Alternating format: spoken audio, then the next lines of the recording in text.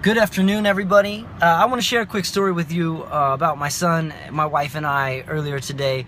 Before I do that, I want to let you know I'm not driving, all right? I'm safe, being a safe driver, taking care of things, staying hydrated, drinking juice. All right, so it's 109 degrees today here in Phoenix, and check it out. Yeah, so it's 109 degrees here in Phoenix, and my wife and I and my son, we're all pretty irritable, obviously. And my son's 11 and a half, and he's was really irritable. So I asked him, I said, son, what is it that has you so irritable right now? You know, take a step back, identify that emotion, all right? And he couldn't come up with an answer. Now, we know it was the heat. Another reason is he's made an awesome conscious choice to step away from sugar, so he's having some withdrawals, I believe.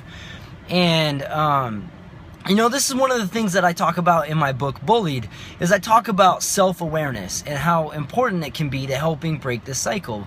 Because if we're aware of our emotions, we can identify them, we can communicate them. So I asked him, I said, son, you know, what do you think you could do, since he couldn't come up with an answer? I said, what do you think you could do to manage your emotion?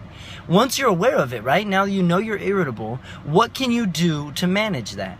And he said, well, I could communicate to you and mom. I said, yes, you could, because we might interact with you a little differently knowing that you're feeling irritable today, right? And he said, yes.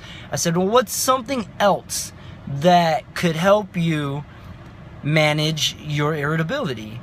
And he thought about it, and he goes, you know, I could play with my toys. Now, typical kid answer, right? That's going to cheer him up. It's going to make him feel happier. So that's, you know, it was a reasonable answer. But I asked him more specifically, I said, what else could help you calm down?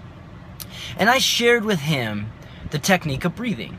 And I said, son, let's do it together. I'm a little irritable, you know, lead by example, right? So I said, let's do it together. Let's take a deep breath. And we took a couple of those, and it made him feel better. And I asked him, I said, son, how did that make you feel? He said, a lot better, Dad. I'm more calm. So that's what I'm talking about. This small little instance right here, I was able to teach my son self-awareness and being able to be aware and identify his emotions, because that's what it's about. If we can identify our emotions, then the next step is to teach our kids to communicate them, which I'm so glad my son already has learned that lesson from us. And then once he communicates it, it's our responsibility as adults to guide them and try to help get them the help. Now, if we can't get that help, then we should be asking too, right?